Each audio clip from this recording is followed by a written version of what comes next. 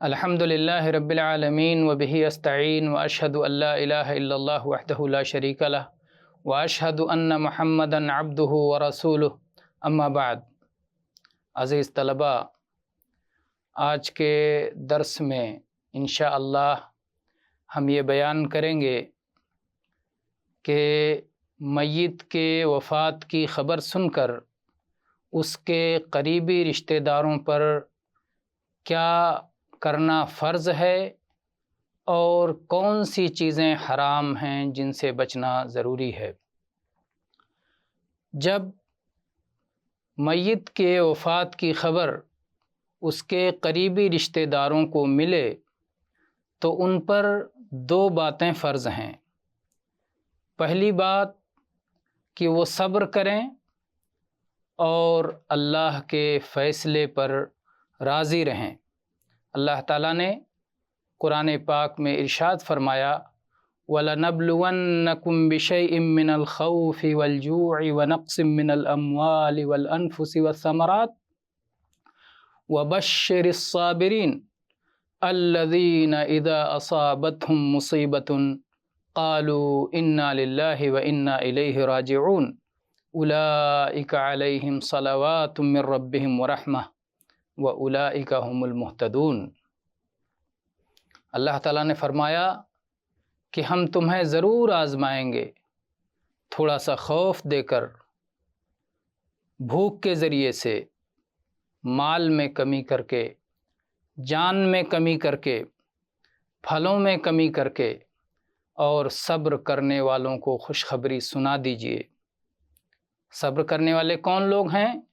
یہ وہ لوگ ہیں کہ جب انہیں کوئی مصیبت پہنچتی ہے تو کہتے ہیں انا للہ و انا الیہ راجعون، ہم تو اللہ کے ہیں، ہمارا مالک اللہ ہے اور ہمیں اسی کی طرف لوٹ کر جانا ہے۔ یہ وہ لوگ ہیں کہ ان پر ان کے رب کی طرف سے صلاۃ نازل ہوتی ہے، رحمتیں نازل ہوتی ہیں، اور یہی لوگ ہدایت یاب ہیں، درست راستے پر، ٹھیک راستے پر قائم ہیں۔ انس بن مالک رضی اللہ عنہ بیان کرتے ہیں کہ ایک بار اللہ کے رسول صلی اللہ علیہ وسلم کا ایک قبر کے پاس سے گزر ہوا جہاں ایک خاتون بیٹھی رو رہی تھی، تو اللہ کے نبی صلی اللہ علیہ وسلم نے اسے نصیحت کرتے ہوئے کہا اتق اللہ واصبری، اللہ سے ڈر اور صبر کر۔ اس نے کہا مجھ سے دور رہو، تمہیں میری مصیبت نہیں پہنچی ہے۔ اس نے اللہ کے نبی صلی اللہ علیہ وسلم کو پہچانا نہیں، اس لیے ایسی بات کہی۔ جب اسے بتلایا گیا کہ تمہیں نصیحت کرنے والے اللہ کے رسول صلی اللہ علیہ وسلم تھے، تو اس کی حالت ایسے ہو گئی جیسے موت نے اسے پکڑ لیا ہو۔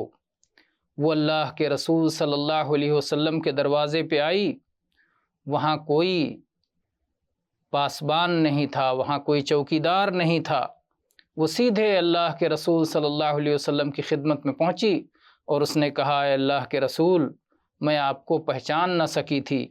آپ نے فرمایا ان الصبر عند اول الصدمہ، صبر تو صدمہ پہنچنے کے ابتدائی وقت ہی میں ہوتا ہے۔ جب صدمہ ہو اس کے آغاز ہی میں، اس کے شروع ہی میں جب صبر کیا جائے، اپنے آپ کو غلط حرکتوں سے روکا جائے، وہی صبر ہے۔ بعد میں تو دھیرے دھیرے صبر آ ہی جاتا ہے۔ یہ متفق علیہ حدیث ہے۔ اور یہ بات یاد رہے کہ اولاد کی وفات پر صبر کرنا اجر عظیم کا سبب ہے۔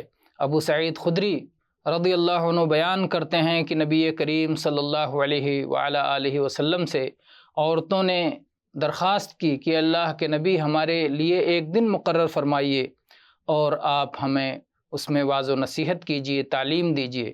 چنانچہ اللہ کے نبی صلی اللہ علیہ وسلم نے ایک دن مقرر کیا، وہاں پہنچے اور آپ نے واعظ فرماتے ہوئے کہا ایما امرأۃ مات لها ثلاثۃ من الولد کانوا لها حجابا من النار، کہ کسی بھی خاتون کے 3 بچے اگر وفات پا گئے تو یہ جہنم سے بچاؤ کا ذریعہ بنیں گے، جہنم سے پردہ اور آڑ بنیں گے۔ ایک عورت نے کہا اے اللہ کے نبی، اگر 2 بچے وفات پا گئے ہوں تو آپ نے فرمایا اور دو بھی۔ یہ حدیث بھی متفق علیہ ہے اور بالکل صحیح ہے۔ تو یہ رہیں دو باتیں، یہ رہی پہلی بات جو کہ میت کے قریبی رشتہ داروں پر فرض ہے۔ دوسری بات یہ ہے کہ وہ انا للہ و انا الیہ راجعون کہیں، جیسا کہ آیت میں گزرا، اور اس پر اتنا مزید دعا کریں، اللہم اجرنی فی مصیبتی و اخلف لی خیرا منہا، یا اللہ میری اس مصیبت میں تو مجھے اجر عطا فرما، ثواب عطا فرما اور اس کا بہتر بدلہ عطا فرما۔ اس سلسلے میں ام سلمہ رضی اللہ عنہا کی حدیث ہے، فرماتی ہیں کہ میں نے اللہ کے رسول صلی اللہ علیہ وسلم کو ارشاد فرماتے ہوئے سنا کہ جب کسی مسلمان کو کوئی مصیبت پہنچتی ہے اور وہ اللہ کے حکم کے مطابق انا للہ و انا الیہ راجعون پڑھتا ہے اور کہتا ہے اللہم اجرنی فی مصیبتی و اخلف لی خیرا منہا، یا اللہ میری اس مصیبت میں مجھے اجر و ثواب عطا فرما اور مجھے اس کا بہتر بدلہ عطا فرما، تو اللہ تعالیٰ اس کے لیے اس سے بہتر بدلہ عطا فرماتا ہے۔ ام سلمہ رضی اللہ عنہ فرماتی ہیں کہ جب ابو سلمہ ان کے شوہر کی وفات ہو گئی تو سوچنے لگیں کہ ابو سلمہ سے بہتر اور کون ہو سکتا ہے۔ انہوں نے اللہ کی راہ میں سب سے پہلے ہجرت کی اور کہتی ہیں اس کے باوجود میں نے یہ دعا پڑھی تو اللہ تعالیٰ نے مجھے ابو سلمہ کے بعد اللہ کے رسول صلی اللہ علیہ وسلم کو عطا فرمایا، یعنی نبی صلی اللہ علیہ وسلم نے اب ام سلمہ رضی اللہ عنہا سے نکاح کیا، تو یہ ان کی دعا کا بہترین نتیجہ ہوا۔ اب آئیے دیکھتے ہیں کہ میت کے قریبی رشتہ داروں پر کیا چیزیں حرام ہیں جن سے انہیں وفات کی خبر سن کر بچنا چاہیے۔ پہلی چیز ہے نوحہ اور ماتم کرنا۔ اس سلسلے میں ابو مالک اشعری رضی اللہ عنہ کی حدیث ہے کہ اللہ کے نبی صلی اللہ علیہ وسلم نے فرمایا کہ میری امت میں 4 جاہلیت کی باتیں باقی رہیں گی جن کو یہ لوگ نہیں چھوڑیں گے۔ ایک چیز ہے حسب و نسب پر فخر کرنا، دوسری چیز ہے نسب میں طعنہ زنی کرنا، تیسری چیز ہے تاروں کے ذریعے سے بارش طلب کرنا، اور چوتھی چیز ہے نوحہ کرنا۔ اور آپ صلی اللہ علیہ وسلم نے یہ بھی فرمایا کہ نوحہ کرنے والی نے اگر اپنی موت سے پہلے توبہ نہیں کر لیا تو قیامت کے دن اسے تارکول کا لباس پہنایا جائے گا اور خارش کی زرہ پہنائی جائے گی، یعنی اسے نوحہ کرنے کی وجہ سے عذاب ہوگا۔ یہ حدیث صحیح ہے، سلسلہ صحیحہ میں 734 نمبر پر ہے اور صحیح مسلم میں بھی یہ حدیث ہے۔ تو آپ دیکھیں کہ نوحہ یہ حرام ہے اور نوحہ کی وجہ سے عذاب ہوتا ہے۔ دوسری اور تیسری چیز جو حرام ہے وہ ہے گالوں پر تماچے مارنا اور گریبان چاک کرنا، اپنے کپڑے پھاڑنا۔ اس سلسلے میں عبداللہ رضی اللہ عنہ بیان کرتے ہیں کہ اللہ کے نبی صلی اللہ علیہ وآلہ وسلم نے فرمایا لیس منا من لطم الخدود وشق الجیوب ودعا بدعوى الجاہلیہ، اس کا ہم سے کوئی تعلق نہیں جو اپنے گالوں پر تماچے مارے اور اپنے گریبان چاک کرے اور جاہلیت کی پکارے۔ یہ حدیث متفق علیہ ہے۔ اور چوتھی چیز جو منع ہے وہ ہے سر کے بالوں کو موڑنا۔ وفات کی خبر سن کر سر کے بالوں کو موڑنا حرام ہے۔ ابو بردہ بن ابی موسیٰ بیان کرتے ہیں کہ ابو موسیٰ اشعری رضی اللہ عنہ کو تکلیف ہوئی اور وہ بے ہوش ہو گئے اور ان کا سر ان کے گھر کی خواتین میں سے کسی خاتون کی گود میں تھا۔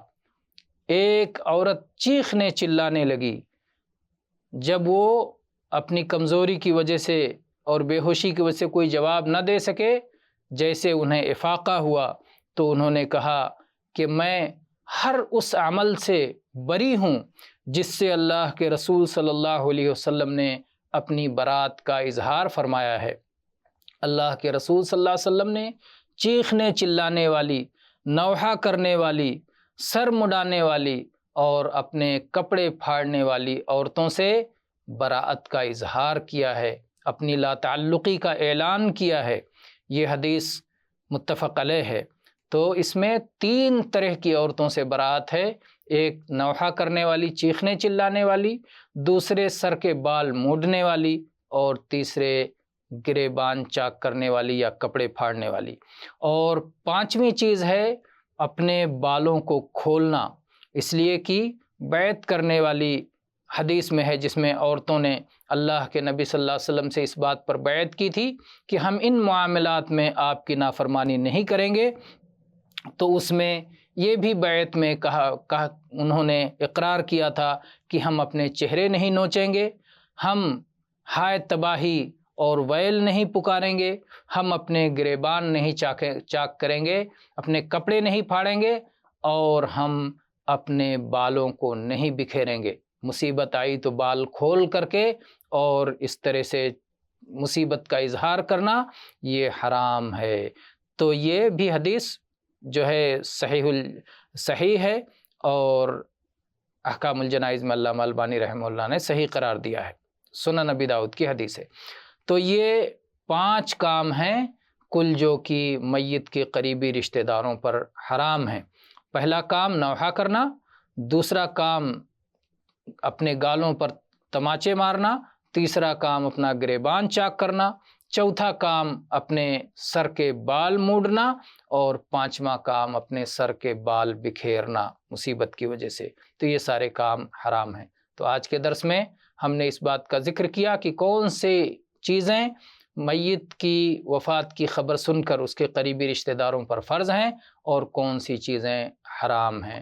اللہ تعالی ہمیں اپنے دین کے احکام سیکھ کر ان کے مطابق عمل کی توفیق دے۔ آمین۔ وآخر دعوانا ان الحمد للہ رب العالمین، صلی اللہ علی نبینا وسلم۔